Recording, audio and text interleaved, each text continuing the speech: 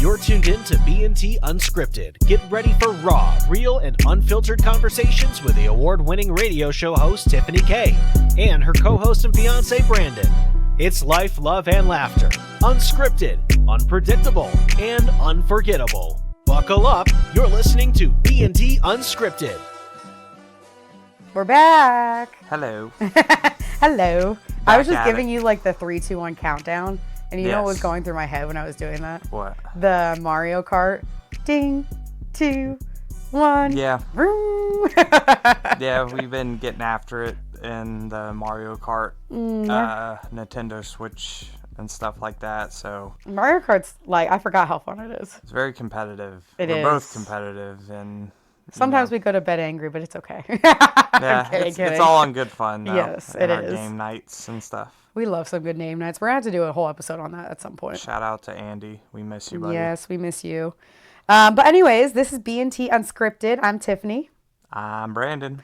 And we are an engaged couple getting married later this year. And we Yay. talk all... Don't sound so excited. Woo! Yeah. I'm excited for the wedding part. You're over the planning. I'm over the planning and trying to make everyone happy, but that's a whole nother podcast. Literally impossible. Yes, it is. So, anyways, but we talk all things lifestyle, couple questions. We go deep. Sometimes we have fun with it. So we always have fun with it, but sometimes it's lighter stuff. So today, Brandon, you brought the topic. yes, bringing in my mental health background into this, and I think it's more of a fun. It's more lighthearted. We're not going over any military trauma or not getting hired at Lowe's or Home Depot. After watching over millions and dollars of gear, but.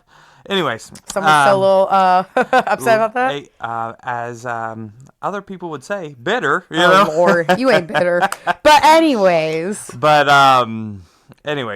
so I guess I'm kicking this one off today, and I thought we should do it on trustworthiness. Ooh. It's a big topic for a lot of people. It's very important, and during my residency too. One of the lead instructors at the end of... For those who don't know, by the way, not to interrupt Yes. you are getting your master's in psychology. Yes. So for people who don't know, you have to do a residency for that. Yes. You have to do 2, in my program. And so, yes, my background, I believe I'm in the final year. Hopefully, if I can get through this internship stuff. Final year for clinical mental health counseling at William & Mary in Williamsburg, Virginia. Focusing on military and veterans. Not only them, but they wanted me to specialize in it, due to my background. So, anyways, the topic of the day is going to be trustworthiness. It's a big topic for a lot of people. And during residency too, the lead instructor, after it was 3 days worth of group counseling skills, and we all had to pretty much, do the counseling skills on each other. That's how we practice. We take turns being patients, then we take turns being counselors. And in my group, particularly, they got after it. Okay, You all were like the deep group. Yes, the deep group compared to some of the other groups I've heard. Yeah. Which I'm grateful for. Got real life experience, and I'm very grateful for all the people that shared during my time there. Got some real life experience. But at the end, the lead instructor did a trustworthiness test scale type deal. So if you're, they lined us up against the wall, and they're like, if you're on this side of the room, it's low trust. If you're in the middle, it's middle trust, right? And then if you're on the other side of the wall, it's high trust. Oh my gosh, why does this sound like an exercise from like Love is Blind to see how trustworthy that partner is? It's like a and then reality starts the show. drama. Yeah, you're like, oh, you said I wasn't untrustworthy. Or like I don't know, I want to say Squid Games. Have you Squid seen that? Game. Oh, I haven't It's seen a big it, but thing yeah. now. The new season, I think, is out. Yeah. I haven't seen it, but I don't know. I don't know why I wanted to say that, but it seems like they would do something. Well, yeah, because because you have to like trust your partner. Or Hunger Games. Hunger Games, that's a big You're one. like, do you trust your team? team? Wow. Or like, are you gonna trust them to go to battle or something? Jeez, I just realized so many pieces of literature, either on screen or in books, take trust to the nth degree. It's not even like basic trust. It's like, do I trust you to not kill me for food? Like, jeez. Or I mean, it's the little Wow. things. It can go from going to war, or like in the Hunger Games, or like real life war. Like, do you trust your teammates in the football game? Yeah.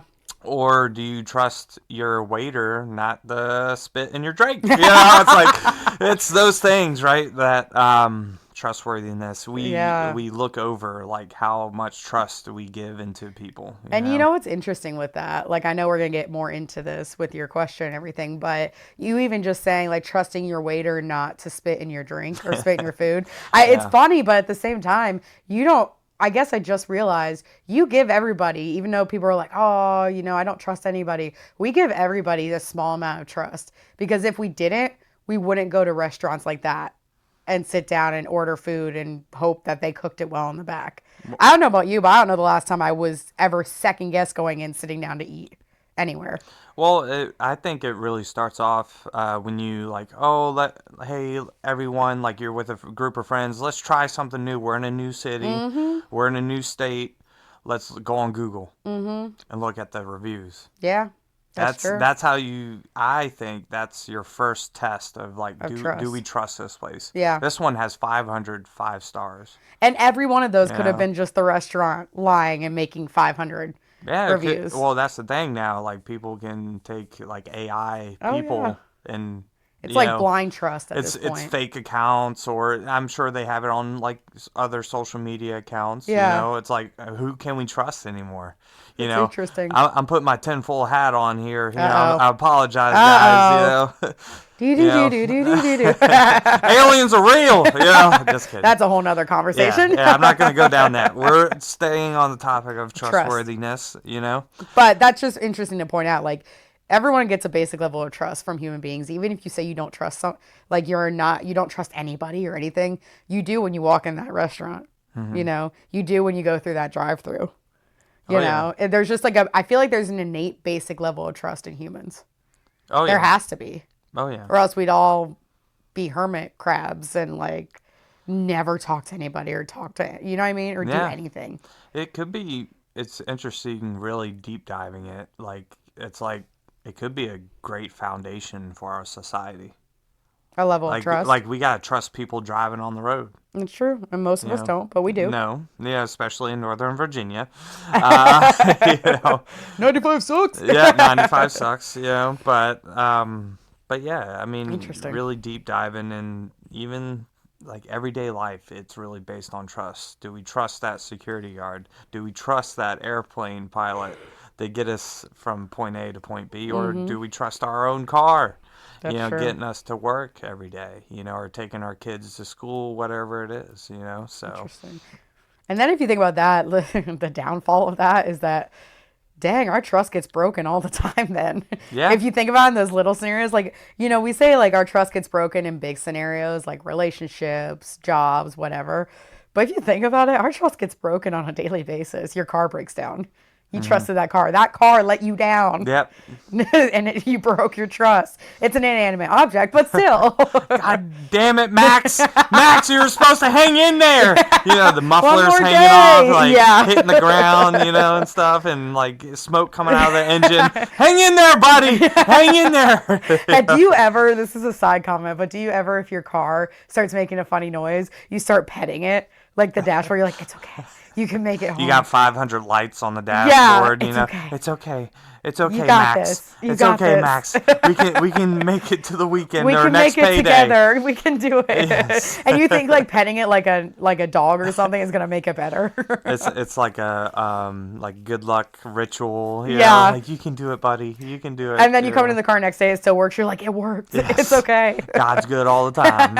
All the time, God is good.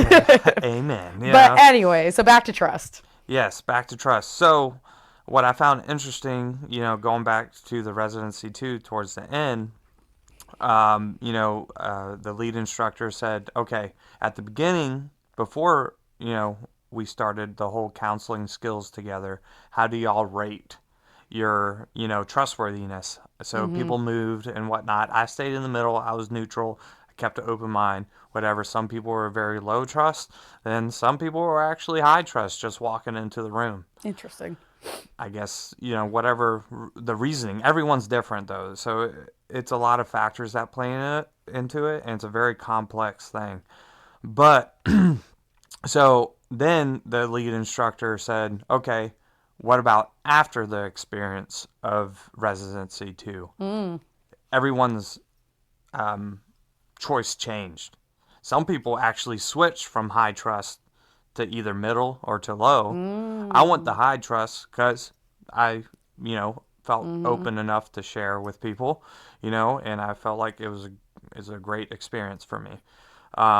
It was challenging and whatnot, but it was very interesting how people went from some people went from high trust to low trust for whatever reason, maybe being too vulnerable, or like what some people as the pretend counselor said to them. Yeah. So those I thought it was very interesting, and I wanted to pick your brain on that. So like, what do you think? Like, if you were to go through that experience, how would that change your perspective if you were high trust and it went after the experience to low trust? Well, first off, I have to say this would be a very interesting social experiment at our next game night with all of our friends. But at the end, we probably wouldn't have friends. So yeah, we're not going to be doing counseling skills on the next game night, okay? Especially during Mario Kart, everyone's going to start throwing controllers at each other. Nobody trusts anybody during Mario Kart. Nope. Let's just put that out. Everyone's there, okay? the enemy at that point, So. But I have a couple of like theories behind this. Like, I love that idea of it. It doesn't surprise me you were in the middle to start, and then you went to higher trust at the end, just because I know you, But for the people who went from high trust in the beginning to low trust at the end, I wonder if they were the types who walk in who are, what's the word? I'm trying to think. They're the optimists.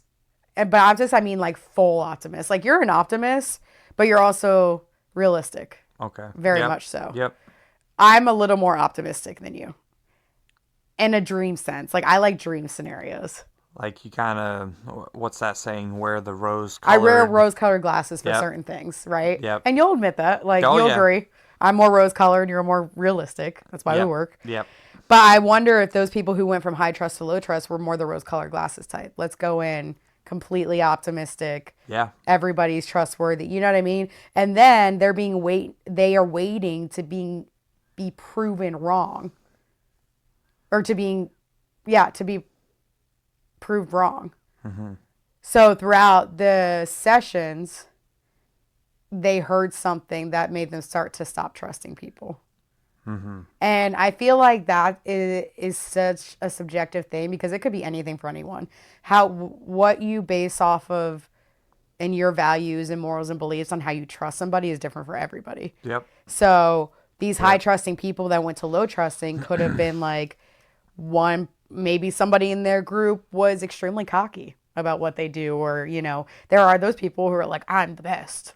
Yep. Maybe that's what caused them to stop trusting them. Yep. It rubbed them the wrong way. Maybe it's what you said before, the way their counseling was done. They didn't like the answer or something. Yeah. Or they found out some, vulnerable secret they didn't like. Yeah. Which made them kind of clear up their rose-colored glasses. Yeah. And I think that's just like my theory behind it. I think it's interesting. You went from average to high trust. Yep. Just because, like, knowing you from the sense that I know you, it takes a lot for you to be vulnerable. Yeah. But you can also do it based on the situation that needs it. Yeah. But I feel like there's a difference between being vulnerable and trusting. I feel like it takes you even longer to trust. So it's very interesting that, like, you went from average to that, which means you just deep dived then. Your group must have really deep dived. Yeah. Well, the reason why I did that was because a lot of the students, my fellow students, whatever, they really got after it. Some people were opening up and never said these things before. I don't know other people. I didn't really know the students' backgrounds because I took a year off to, Reset. yeah, to reset and, get funding from the VA, whatnot, whatever. So I didn't have my original class I started with. So a lot of these people I've never met before from Residency 1 or whatever. A lot of these people have been together. So they had more familiarity and all that stuff. But anyways, they were getting after it. Some people were sharing stuff they never shared before. Maybe some of them never been to group counseling as a client, but I have. Yes, you have. For a couple of years now. So when I saw people's different levels of vulnerability being open or shown to me, I was like, okay, maybe, my story can help some of these people, especially some of the other males. That I know there was a other former, whatever, a Marine, whatever. Some people don't say former Marine. Who cares? Yeah. No disrespect. Yep, another Marine guy was there, so maybe my story he would have resonated with, and I think it did, Yeah. A lot of the guys understood where I was coming from when I was sharing stuff, so I think it helped a lot. And, I talked about, like, how this field is not the best funded. Right. It's just like public service, like firefighters, police officers, first responders, whatever, military are not, paid well. And like I told him, like, that's the hardest thing about pursuing this career because, my government career, like I got paid well for that, thankfully. And it's hard to continue going when you make more than what your end goal is, especially when you have all the other challenges that go along with finishing school, internships. Some of them are not paid. And a lot of us guys at our age are the breadwinners. They're providing for a family at like almost 30 years old. Yeah. So they could really relate to that stuff. So yeah, that's why I opened up, because maybe my story could help them and vice versa or whatever. So, yeah, they really got after it. And sometimes it just takes those little things to open up that trustworthiness, right? It's like the starting a relationship. You don't trust that other person yet. Well, some people do. Some people do. But that's the interesting thing, though, bringing that up. Why? Because everyone's so different. Oh, yeah. Like, you don't know, especially on first dates, like, you don't know, like, what that person is capable of. Who is that person? You know what I mean? Well, I mean, let's take it to another level. Not only that, on first dates, I'm bringing in the relationship side here, because take it even further, people could say we were crazy for being on dating apps and then meeting up after that. There's got to be a level of trust there to meet up with someone all you're doing is texting them. You know? Well, that's the thing. Well, going to that, like, it's more common now. It is, but still. But if you look back and, like, we can say that now, like in the 90s or like early 2000s, that if you did a dating app, like online dating, you were crazy. Oh my gosh, yeah. I remember my parents saying that. I remember when I first got on dating apps and I was like almost ashamed of it, even though I knew that's what the way the world was going. But I was like, I mean, because it was at 90s, 2000s, it was desperation. That's what people said. Yeah. That's what they said dating apps were. Yeah. Oh, because you can't find anybody on your own in the real world, whatever. Whereas now it's just the norm. But I get what you're saying. And it's almost like there's a little bit more of a trust of strangers now than there was. Like, stranger danger is still a thing. But once again, going back to trustworthiness and all of that, you and I and friends of ours we know and a lot of people message random people on an app. Yep. And say, I'd love to go on a first date with you. What time and where are we meeting? And you have to have like some sort of level of trust to hope like this person's not a crazy scam or whatever. And like, I know we all do, like, I don't know about guys, but I know at least girls, like, before I knew you, obviously on our first day, I shared my location on Snapchat. I was telling people where I was going, what time I was going to be there to check in. You know what I mean? Yeah. I'm sure guys do similar things, but that sounds like I don't trust it, which I didn't trust it at first because scary, stranger danger. Yeah. But again, you have to have some level of, once again, innate human trust to even do that. Yeah. To even get on and talk to a random person online. So it's just an interesting, like, looking at it. We all say, oh, you have to learn to trust people. But I feel like it's human nature, and it's something we can't deny, that we all have some sort of basic trust. Protective measures. Yeah, but then some sort of basic trust for everybody, no matter what. We trust the mailman to bring our mail every day and not take it.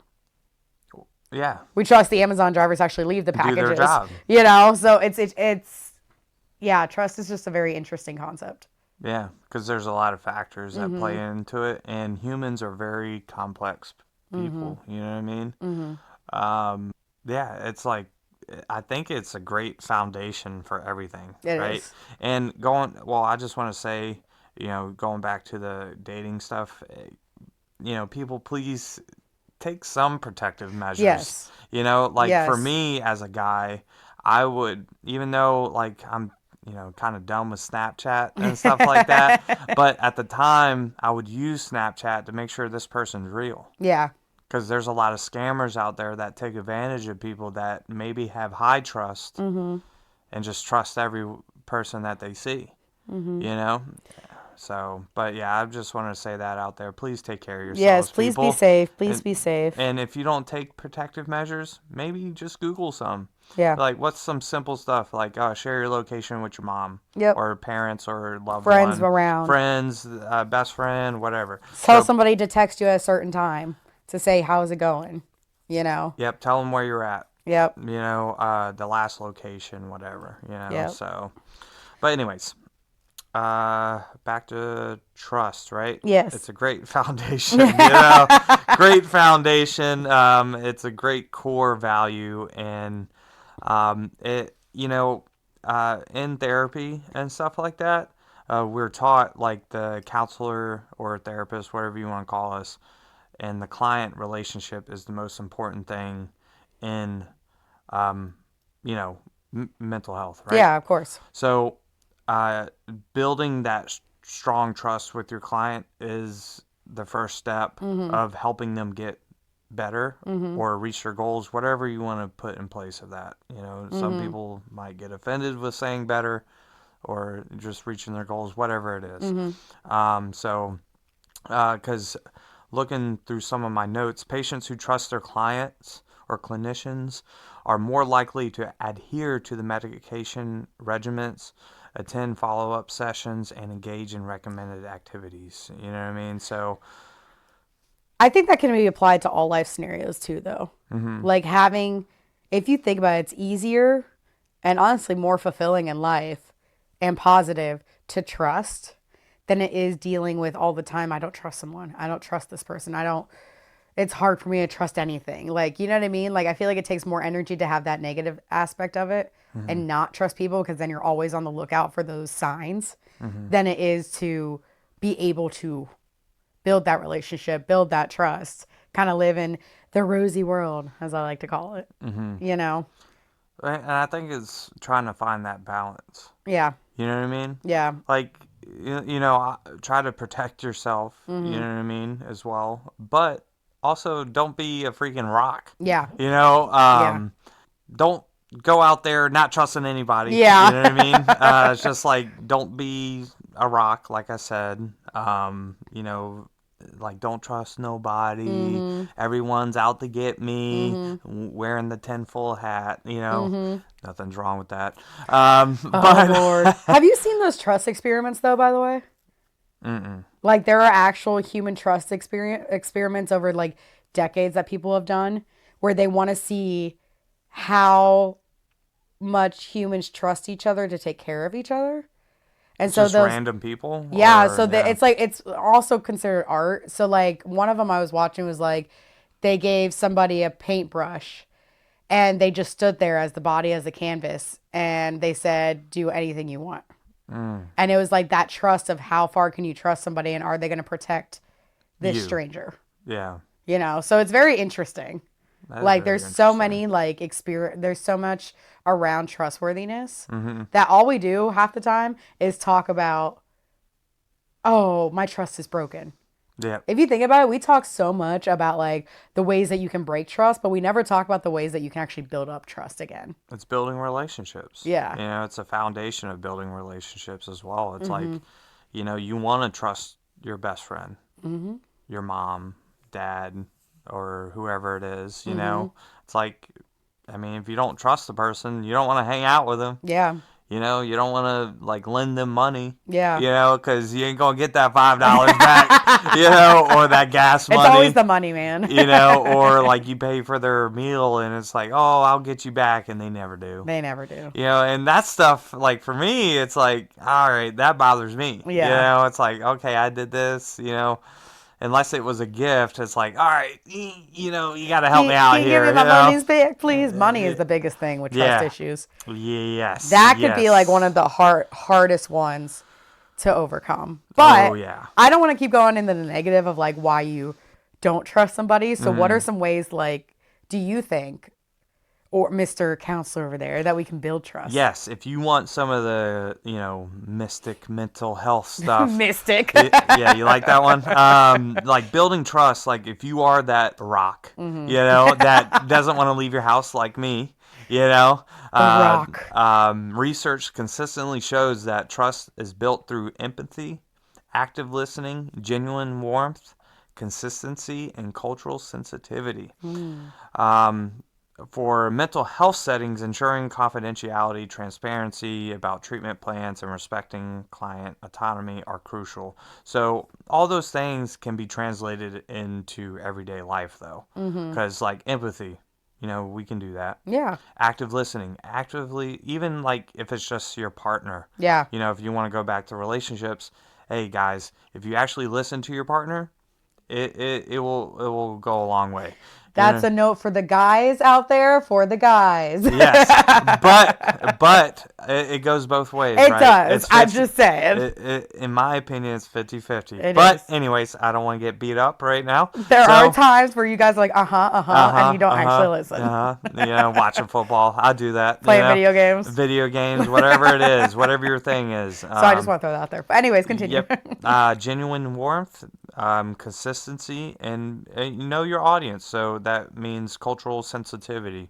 So just know who you're talking to. You know, get to know them. Be warm. You know, don't be like, give me my coffee.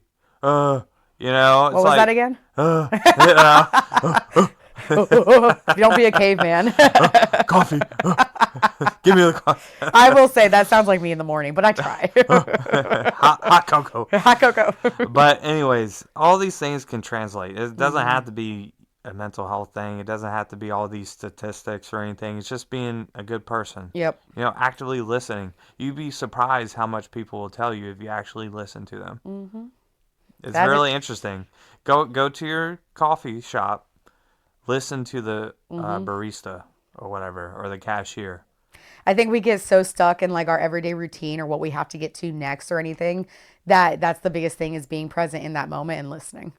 So I agree with you. That's a great way to sign off, I feel like. Oh, yeah. Well, I'll end it off with this. Whether you are a researcher, clinician, mental health person, student, or an everyday person, understanding the evidence-based importance of trust in mental health or everyday life can help shape more effective everyday life. You know what activities I mean? in life and relationships. Activities and stuff. You know? So that's the final thing I have from my Mystic Mental Health. You should make your business in the future Mystic Mental Health. Well, no. I already have a business idea, but thank you so much. You're welcome. Maybe I can add it later, but I have one thing to add to that. And remember, never trust people when playing Mario Kart. Yes. That's the one time you can't trust anybody. Yes, and don't throw your controller at them. That too. Oh, wait, and Uno. You can never trust anybody in Uno. Yep. Just throw that out there. Yeah, those are the times that you can't trust people. Nope. But thank you again for joining us. As always, please remember that we love having you. We love talking with you. If you ever have any topic ideas that you would like us to cover, we will do so. And we would love to hear what you think about trustworthiness. If you had to have a scale like we were talking about earlier, where you had people on high trust and low trust, and then went through a process of being vulnerable, how would it rate? How would it rate for you and your friends? Don't actually try it. You may lose friends. But how would it work? We would love to hear your input on this. You can let us know on our social media, B&T Unscripted on Facebook. And of course, comment underneath our podcast here. And we love talking with you. So make sure to share as well, like, comment, all that stuff. Yes. Also, let me know if you actually go talk to your local coffee shop cashier. Yeah. Or anybody. It doesn't have to be coffee, but just let me know if you actually did the challenge that we gave you guys. Also, please tell someone that you love them. Take care of yourselves. Don't be a rock. And until next time. Bye. Bye.